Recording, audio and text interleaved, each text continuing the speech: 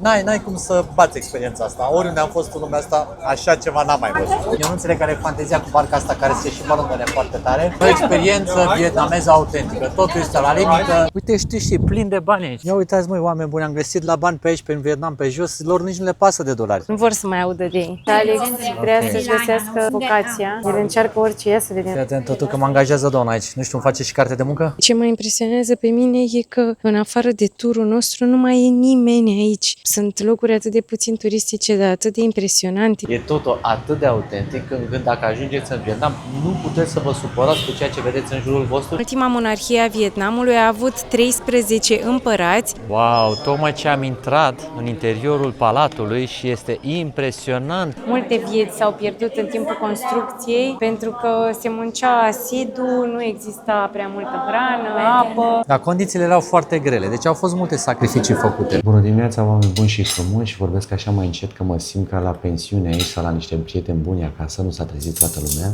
Este 7:30 ceasul și am vrut să vă arătăm puțin micul dejun. Avem clătit aici cu banane și omletă cu ceapă și roșii. Nu se vă roșie ceapa, dar omletă sigur e.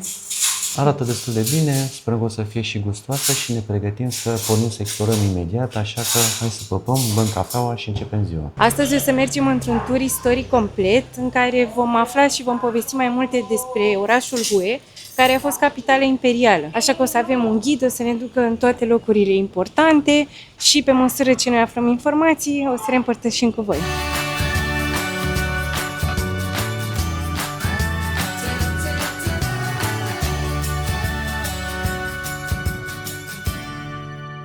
Până să înceapă turul, ne-am oprit un pic aici la agenție, să vină și ceilalți turiști, dar mie îmi place foarte mult să mă uit la ce se întâmplă aici pe stradă. Tot freamătul ăsta de dimineață, este ora 8 și oamenii își încep ziua prin a merge în diverse locuri pe unde au treabă, dar e un vacarm, așa, o nebunie, care îmi creează o senzație foarte, foarte faină. Uitați-vă cât de divers e totul și cât de interesant e acest oraș. Chiar are un vibe aparte. Până începem turul, aici în agenție o doamnă încă nu și-a început dimineața. O avem aici în spatele birourilor. E totul atât de autentic încât dacă ajungeți în Vietnam, nu puteți să vă supărați cu ceea ce vedeți în jurul vostru, ci doar să admirați și să vă bucurați. Hai că a venit și autobuzul nostru.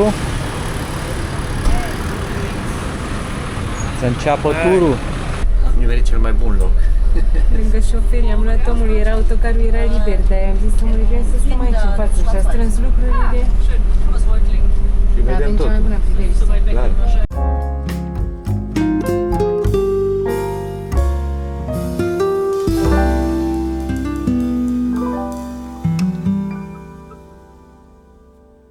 Ne aflăm acum în Citadelă. Hue a fost capitala imperială între anii 1802 și 1945, în timpul dinastiei Nguyen. În acea perioadă au domnit 13 împărați, care aveau sediul chiar aici, în Citadelă, sau orașul imperial Hue. Rolul imperial era concentrat aproape exclusiv aici, în cetatea imperială, unde locuiau împăratul, familia regală și administrația. Iar restul orașului Hue era format din zone civile, sate, piețe, temple și cartiere obișnuite. În spatele meu este intrarea în această citadelă. Ghidul acum ne ia biletele, urmează să intrăm. Aici este poarta principală de intrare în orașul imperial Hue, care acum este chiar simbolul acestui oraș. Uitați cât de frumoasă e. De-abia așteptăm să intrăm, să vedem ce se află și dincolo de ea. Așa o să fim și noi aici cu voi cu turul. Ia uite, ce oameni fericiți în excursie.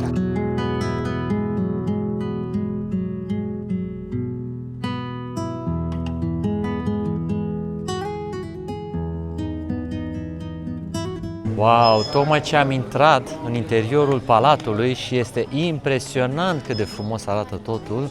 Uite-te și tu ce flori aici, ce apă în interior. Acoperișul este galben, pentru că întotdeauna galbenul a fost rezervat regalității. Eu sunt, v-am spus, impresionat de aceste flori cât de frumoase sunt peste tot în ghivece. Deci iau modelul ăsta cu ghiveci Pentru că dacă se usucă una, poți să o înlocuiești foarte rapid. Cum spuneam, ultima monarhie a Vietnamului a avut 13 împărați în perioada 1802-1945, adică 143 de ani. Dar în acești ani doar 4 dintre ei au avut putere deplină, pentru că din anul 1858, odată cu invazia francezilor și cu transformarea Vietnamului în colonie franceză, ceilalți 9 împărați nu mai aveau putere deplină, ci exercitau mai degrabă interesele francezilor.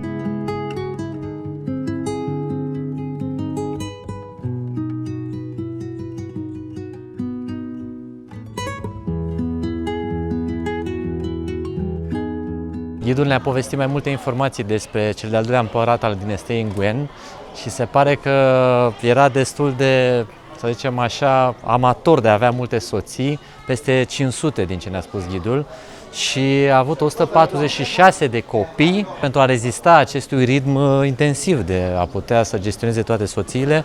Avea niște medicamente, din asta naturale, pe care le făcea pe bază de ginseng, ghimbir și alte poțiuni magice, ca să poată să reziste în fiecare seară, să poată să se culce cu 5 soții. Nu știu ce să mai zic despre performanțele astea, dar în orice caz poate să fi fost vorba și de natalitate, cine știe de ce. Dar n-au făcut așa mulți copii, atâtea soții și, da. Din păcate, a murit la doar 51 de ani. Cu tot cu medicamentele magice pe care le lua, n-a făcut față. Și am înțeles că mai mulți turiști care ajung aici în Vietnam sunt foarte interesați de aceste poțiuni naturiste pentru a avea niște performanțe deosebite, dacă înțelegeți ce vreau să spun. În această curte lucra regele, în acea zonă, iar acolo este palatul în care trăiau soțiile. Din păcate aici nu se mai vede nimic, pentru că francezii au bombardat zona și vietnamezii am înțeles că au un program acum de reconstrucție. Prima oară când am văzut acest castel m-am dus cu gândul direct la Versailles, la arhitectură franceză și am avut dreptate. Această clădire a fost reconstruită și s-a terminat acum 3 ani această lucrare. Rezultatul este dreptul spectaculos. Tot ceea ce ține de detalii de fațadă este în concordanță cu ceea ce înseamnă acest stil arhitectural și, sincer vorbind, chiar sunt foarte curios să văd cum arată la interior.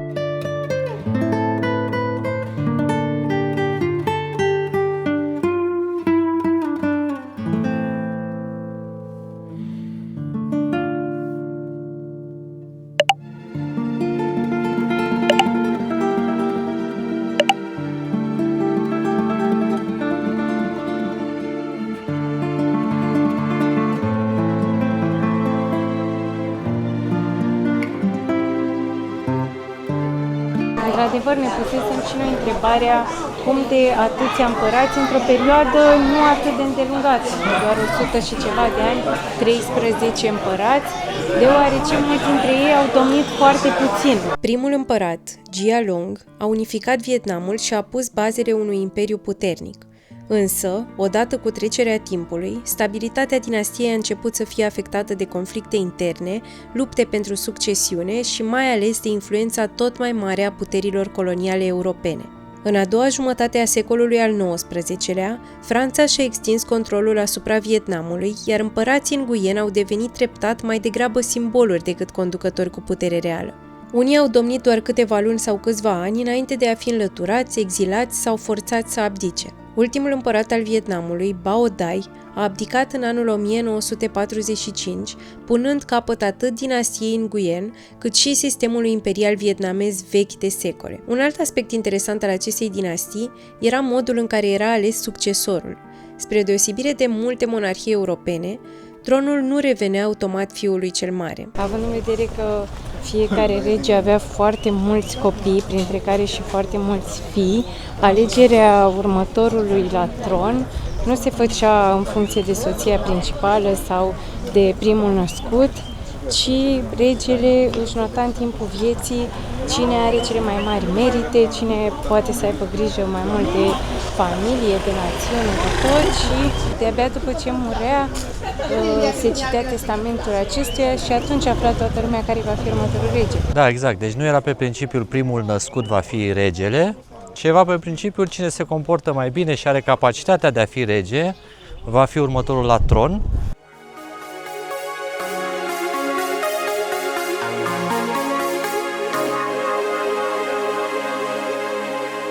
Aici suntem la casa Mandarin, Mandarinul fiind un om care lucra pentru rege și de aceea avea această denumire. Eu am crezut că mandarin de la chinez sau ceva de genul ăsta, nu. Deci e omul care lucra pentru rege și avea asemenea tip de casă, deci o casă specială, mare, pe care o putem vizita aici. În interiorul casei, evident, locuia familia și în centru era un templu în care este zeița Guanyin, era un templu budist, iar următoarele generații care au preluat această moștenire au construit locuri unde poți să te cazezi, există aici inclusiv un restaurant și deci au dezvoltat mai departe moștenirea de familie, ceea ce mi se pare foarte interesant pentru că nu a existat acel tip de naționalizare sau probleme de genul acesta în care proprietățile să le fi fost confiscate, ci au fost duse mai departe generație în generație. Și noi ne miram că aici ar scrie în chineză, însă surpriza zilei, aceasta nu este chineză, ci este vietnameza veche, care avea foarte multe caractere împrumutate din chineză, însă după venirea francezilor au renunțat la acest tip de scriere și au împrumutat ceea ce au învățat de la francezi prin transformarea fonetică a acestor caractere în scrierea pe care o au acum. De exemplu, dacă ar fi fost acel caracter F,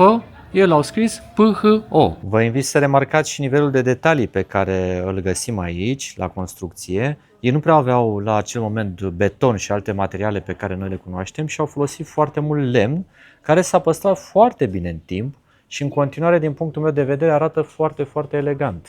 Grădinile interioare sunt de dreptul spectaculoase și dacă veniți să vizitați asemenea loc, e musai necesar să vă plimbați pe aici. Senzația este una deosebită și chiar îmi amintește puțin de Japonia. Acolo mai aveam această senzație. Asistăm aici la o ședință foto. Fetele vin, se costumează în costumele tradiționale. Aici se vede că este o construcție mai nouă, făcută probabil de următoarea generație, în care poate și trăiesc acum oamenii. Și nu pot să intru cu camera chiar până în casă, să pot să vă arăt mai multe, însă e un living, văd că tocmai ce urmează să se servească masa și vedem puțin din viața oamenilor care trăiesc aici în continuare. Aici sunt și peștii koi, pe care îi întâlnim destul de frecvent în Asia și dragii de ei se uită la mine cu speranța că poate le dau ceva de mâncare. Uitați-vă ce frumoși sunt! Ce hortensii mari! Da, un pește cred că se aude așa, face blup.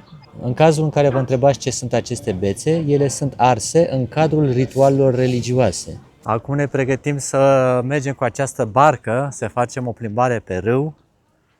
Abia aștept să vedem cum o să fie în interior, pentru că o să avem și masa. Ia uite, o văzusem de sus, că e plină de orez, de tot ce trebuie. Ia uitați. Micuță barca, dar va fi un ospăț pe cinste. Mamă, să te ține, Nică, că a dat drumul și la motor. Sper să nu vărsăm totul pe noi. Păi mă distrează că masa e plină, nu avem veste de salvare. Dați la un loc. Oh, bine. Ok. Dar e masă mare. Masă mare, pentru că ți-am zis, fără veste de salvare, așa că te repede de mănâncă rapid. E totală experiența, să acum la umăr cu băiatul ăsta de... Doamne, hai noroc și sănătate! Diriga ne organizează aici, hai că mi-a mai adus și mie o bere. Ia, dă-i puțin lui Diriga camera ca să te filmeze. Ok. Hello! Să se vadă cât de mare e masa. Ok, ok. Thank you. Hai acum să mâncăm. Hai, poftă bună! Mi se pare că totul aici este contra cronometru. Este pe maximă viteză, nu știu din care farfurie să mănâncă. Sunt două tipuri de farfurii pe aici. Este cam cel mai autentic loc în care puteam să avem această masă, într-un mod ultra local. Eu nu înțeleg care e fantezia cu barca asta care se și balonele foarte tare. Nu știu, deci e genială experiența, sincer. Dar e totul la limită, adică masa asta cu scaunele de bea în cap în barcă. O experiență vietnameză autentică. Totul este la limită, dar e funcțional. Cel puțin asta vibrează în ritmul motorului. E un diesel așa, bine reglat. Mănâncă mai repede. Supa, până la urmă, s-a dovedit a fi chiar bună. Deși așa jucăușă, cum e bine? Gustoasă? Da, e foarte bună. Da. De mult n-am mai văzut 4 oameni într-un cadru. Pe mine mă distrează aici că dacă e să scape ceva din mână, aterizează în farfuria vecinului. Deci trebuie să ai maximă grijă. Și stăm aici umăr la umăr, adică și dacă ar fi să mă clatin cumva, nici n-am cum să fac asta. Mai bine mâncare. Merge, a? Doamna de lângă tine cred că a luat niște crevete pe ea de la un vecin. E unul din cele mai tari locuri în care am mâncat vreodată. O să zicem acum și pe sub un pod. N-ai cum să bați experiența asta. Oriunde am fost în lumea asta, așa ceva n-am mai văzut. Se pare absolut genial. Numai ce trece și treu pe deasupra noastră. Asta e plină de desfășurare, toată lumea e ok. A sosit momentul să debarcăm.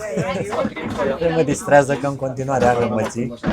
Dacă se ridică toată lumea în picioare de pe o parte, treaba devine agitată. Lumea e confuză, nu știm cum să ne dăm jos de pe barcă acum. Au fost decenți, oricum n-au abuzat de noi. O bere a fost 20.000, adică nu era inclusă în newsley, dar nici nu au abuzat.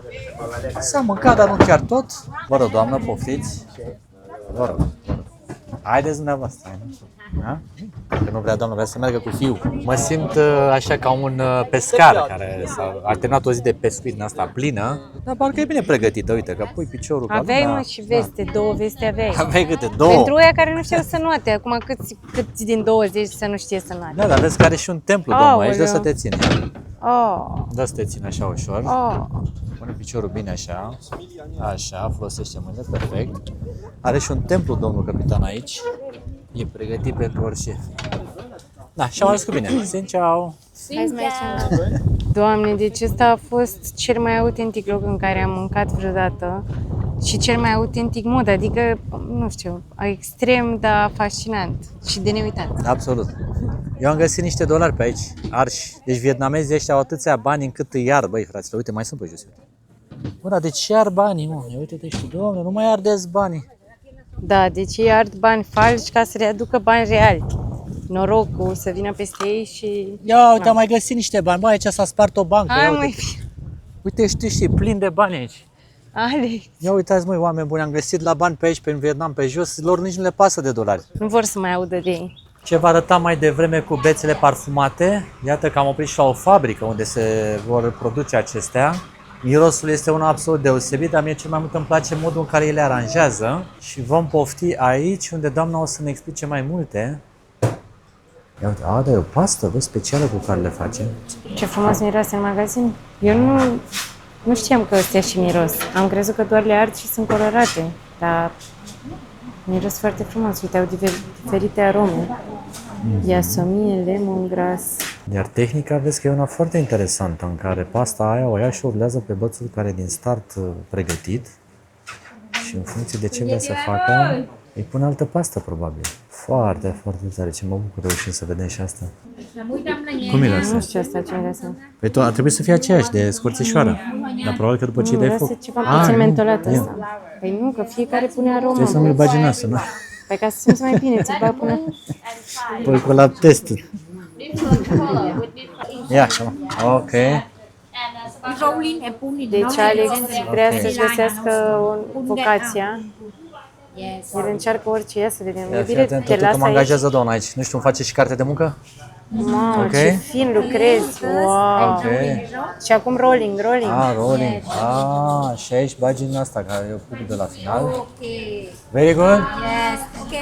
Iubire, dar nu cred că Ia uite plătesc bine aici, aici. bravo, Nu bravo. cred că plătesc bine aici. Hai. Very Dar te good, very pricep, te good, thank you. pricep. Mi-a plăcut foarte mult să fac acea rulare pentru că este o tehnică între forță, trebuie să și tragi un pic de firula, dar și, cum să vă spun eu, finețe. Să nu tragi prea tare că apoi să rupe. Deci e o experiență inedită, dar mie mi se pare cea mai mare artă, uite, dar asta rupt firul, nu, n-a făcut. Cea mai mare artă mi se pare cum faci pasta asta să fie folosită.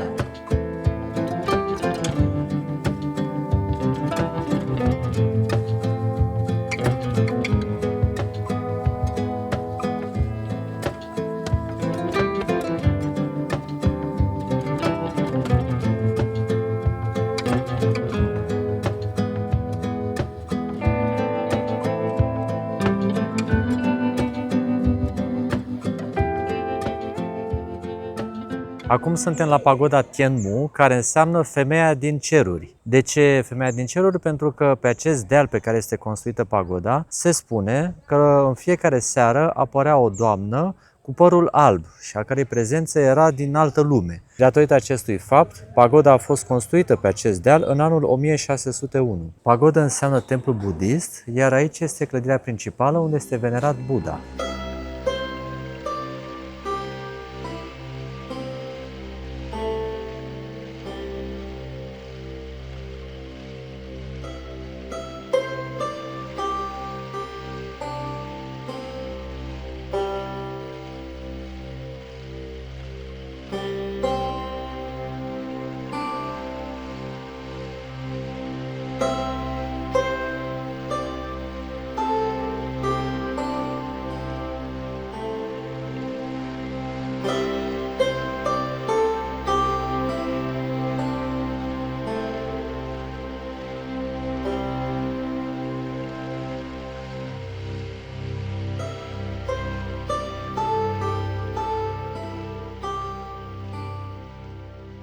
Uitați-vă un pic cât de frumoase sunt și aceste grădini și ceea ce îmi place foarte mult este și mirosul pe care îl simți aici, de la flori, de la natură, apă. Uite ce E frumos de-a sunt dreptul aici toți spectaculos. bonsai. Da, Bonsai aici, și da. florile pe sus, deci E o încântare a ochiului. pare că e un oraș muzeu, așa mi se pare. Da, Peste da, tot pe da. unde ajungi, parcă e, nu știu, prea frumos. În spatele nostru se află mașina unui călugăr care a condus până aici în Hue și în momentul în care a ajuns și-a dat foc în poziția de lotus ca un manifest. De ce s-a întâmplat asta? E bine pentru că în anul 1955, când americanii preluaseră controlul sudului Vietnamului, au pus în funcție un președinte vietnamez care a impus creștinismul în loc de budism. A făcut asta într-un mod foarte crud, a ucis mulți călugări, a ucis oamenii care nu voiau să urmeze această religie, astfel încât mulți călugări au protestat împotriva acestui regim, dar unul dintre cei care au ieșit în evidență făcând un lucru extrem a fost acesta, cărui nume nu-l cunosc, sincer, e un nume vietnamez, dar a rămas în amintirea colectivă ca fiind un om care nu s-a supus și a luptat pentru valorile lui. De aceea acum putem să vizităm această mașină în care el a condus până aici. Acum am înțeles de ce pe drum ieri când ne îndreptam înspre Hue am văzut atât de multe biserici și cimitire care aveau crucea, da, erau creștine și ne-am dat seama că încă a rămas o mare populație aici care este creștină, deci dacă vizitați Vietnamul să nu fiți surprinși de acest aspect.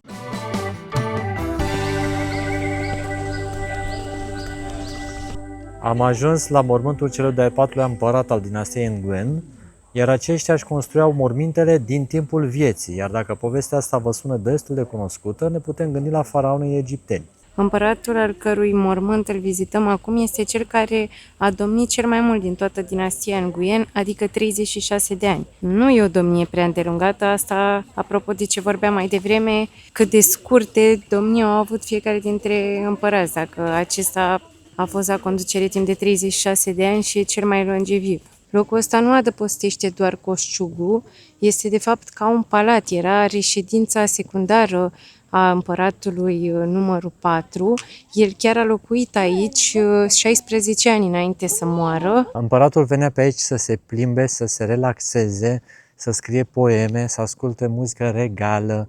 Deci el, din timpul vieții, cumva se adapta cu locul în care o să rămână în viața de apoi. Aici putem vedea un elefant, un cal și niște soldați, a căror simbolistică este aceea că regele, după ce moare, el rămâne aici, nu se duce în altă parte și tocmai de aceea sunt poziționați în această piațetă pentru a-l sluji pe rege în continuare. Deci în credința vietnameză, oamenii după ce mor nu se duc în altă lume sau vor reveni pe pământ, ci ei rămân în această zonă pentru totdeauna. Înainte să vedem mormântul, avem această placă memorială uriașă, dar mie îmi plac foarte mult coloanele din jur și toată cromatica de aici e chiar impresionantă. Iar pe placă, așa cum vorbeam mai devreme, este scris în vietnameza veche, cu caracterele acelea chinezești, dar nu știu dacă chinezii ar putea să citească, pentru că am înțeles că semnificația e oarecum diferită. Ce mă impresionează pe mine e că, în afară de turul nostru, nu mai e nimeni aici.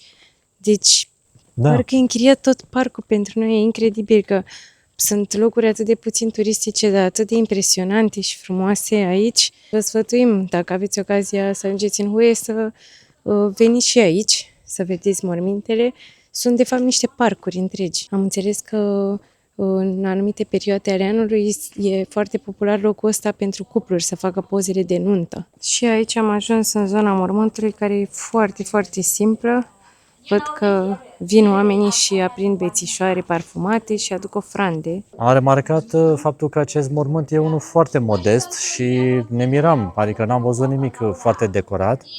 Și doamna ghid ne-a explicat că regele nu este mormântat efectiv aici, tocmai, cum spuneam și în cazul egiptenilor, pentru a induce în eroare eventualii oameni care ar vrea să jefuiască mormântul, fiind cunoscut faptul că, în general, un rege era îngropat cu o grămadă de comori, să spunem așa. Deci acesta este un mormânt simbolistic, regele fiind îngropat pe undeva pe aici.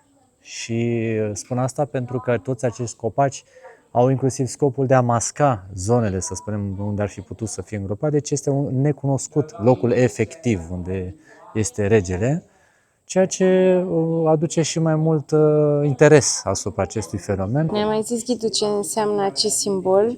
A spus că pătratul e pământul, cercul e cerul, iar în interior a spus că e omenirea. Și că vom vedea peste tot semnul ăsta, care înseamnă oamenii, cerul și pământul împreună. Ce tare! Și omenirea vezi că e ca o hartă secretă, așa, ca o întortochetură.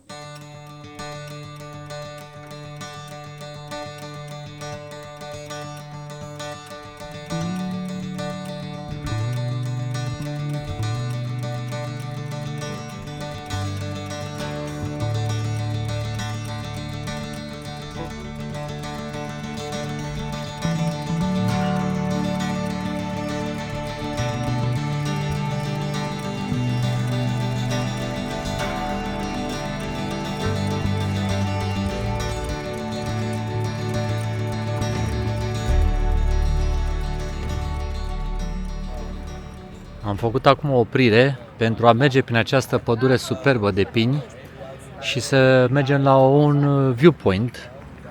Dar într-un final avem și noi parte de puțină răcoare. Ne-a cam zăpăcit ziua de astăzi.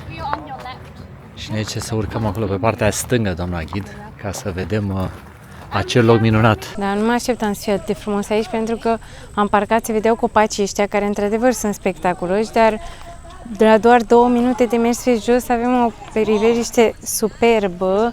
Ăsta e râul parfumat, așa se numește, Perfume River, iar numele râului se trage de la faptul că în anumite perioade ale anului înfloresc foarte mulți copaci lângă și miros frumos, cad petalele florilor în apă și atunci râul e foarte parfumat. Și de aceea, dar nu e numai parfumat, e și foarte frumos. Uite ce drăguț, poți să stai aici la o masă, ai 2 scaunele și te bucuri de priveliștea asta de aici. Xin chào, xin chào. Xin chào. Xin chào, xin chào. Super frumos e, ia uite. Mie îmi place foarte mult aici că am descoperit un Vietnam atât de frumos, încât m-am îndrăgostit și spun sincer, Iasmin, că eu voi reveni cu foarte mare drag ori de câte ori va fi cazul în țara asta. Este absolut minunată. Cred că ne gândim serios să facem și un tur alături de voi, pentru că este prea frumos aici ca să nu împărtășim și cu voi. Aici văd că sunt și niște buncăre. Ia uitați, cred că astea sunt turme de glonțe. Deci, în continuare, istoria dură acestei țări ne urmărește. Vedeți cât de frumos e locul ăsta și totuși se vede ce a fost pe aici. Și acolo e unul, și acolo e unul. Multe buncăre și aici, probabil ca să poată să vadă toată zona asta de râu, să o supravegheze.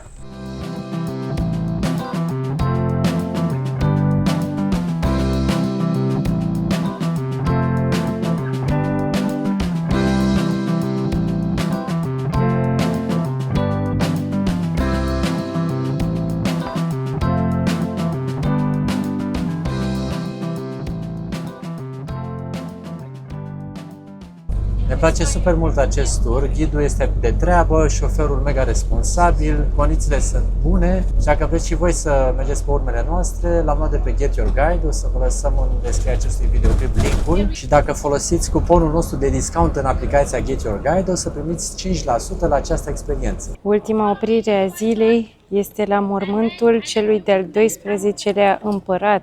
E grandios locul ăsta, sincer. Arată și mai impresionant decât celălalt, deși nu e pe o suprafață atât de mare, adică îi lipsește zona de lac, dar detaliile sunt mai spectaculoase. Am aflat de ce acest mormânt este atât de decorat, ba chiar ghida noastră spunea că e cel mai frumos mormânt din Vietnam, asta deoarece cel de-al 12-lea împărat, căruia este, bineînțeles, închinat, a fost foarte apropiat de francezi și le-a urmat arhitectura, stilul, ba chiar în detrimentul țării, din ce am înțeles nu e atât de iubit de către vietnamezi, era foarte egoist, cheltuia banii, le mărise taxele și așa mai departe, și făcea totul mai mult pentru binele lui și de aceea, fiind foarte bogat și mai excentric, a construit acest mormânt, a cărui construcție a durat 11 ani. Din ce am înțeles, materialele care au fost folosite aici sunt atipice, mai mult pe bază de beton și fier, ceea ce era mai greu de găsit în Vietnam, ele fiind importate mare parte din Franța și o parte din Japonia. Având în vedere că acest mormânt are aproximativ 100 de ani, tot ce vedem aici este original. Toate materialele sunt originale, nimic nu e reconstruit și uitați cât de frumoase sunt detaliile. Se păstrează foarte bine. Acolo în centru avem portretul împăratului, care pare destul de dur, iar caracteristica acestui portret e că te urmărește cu privirea. Ia, hai să vedem dacă... Da, te urmărește cu privirea în orice unghi ai fi. Ia să vedem, și în dreapta? Se uită după noi? Deci, indiferent de poziția în care te afli, te urmărește cu privirea. Vai! Dar e cu ochii pe tine, nu poți să o dai nici cum. Și are și fața aia așa poker face, adică te sperie. Da. Mie mi se pare că tot ceea ce vedem aici nu este un mormânt, ci un palat în toată regula. Vedeți cât de grandios este totul, inclusiv tavanul decorat, foarte multe detalii pe aici, peste tot. E într-adevăr o reprezentare foarte interesantă din punct de vedere arhitectural, dar v-am spus, oamenii de aici din Vietnam asta spun că nu au adorat acest rege din cauza politicii pe care a dus-o și că nu i-a păsat de țară și că a dat totul vândut francezilor fără niciun fel de regret. Da, este într-adevăr impresionant. Da. Opulența este maximă și până la urma urmei nu știu ce să zic, că vezi tu cum totdeauna părerile sunt împărțite, adică uneori pentru a realiza unele lucruri grandioase e nevoie să sacrifici altele. Ne-a povestit doamna ghid că multe vieți s-au pierdut în timpul construcției pentru că se muncea asidu, nu exista prea multă hrană, apă. Da, condițiile erau foarte grele, deci au fost multe sacrificii făcute pentru construcția acestui palat. Și v-am zis că vietnamezii nu prea îl plăceau pe acest împărat din aceste considerente, însă spunea ghida că acum îl plac pentru că aduce foarte mulți turiști. Sunt foarte mulți turiști, într-adevăr, față de celelalte locuri pe care le-am vizitat astăzi. Aici se vede că turismul e în floare, ceea ce aduce acum oamenilor niște bani și niște locuri de muncă. Dar la acel moment... După generații și generații, într-un final e o recunoștință pentru ceea ce s-a făcut. Oameni buni și frumoși, ziua de astăzi a fost o incursiune profundă în istoria Vietnamului și ne-a plăcut foarte, foarte mult tot ceea ce am descoperit aici în Hue. Nu uitați că vă lăsăm linkul în descrierea acestui videoclip dacă vreți să accesați și voi această experiență de pe Get Your Guide. Aveți și 5% reducere utilizând codul nostru în aplicație. Până data viitoare noi mergem să ne odihnim pentru că suntem epuizați după o zi atât de plină. Vrem să vă rugăm din suflet să ne lăsați și nouă un like, un subscribe, un comentariu, un hype și să ne revedem cu foarte mare drag în următorul episod. Numai bine! Pa!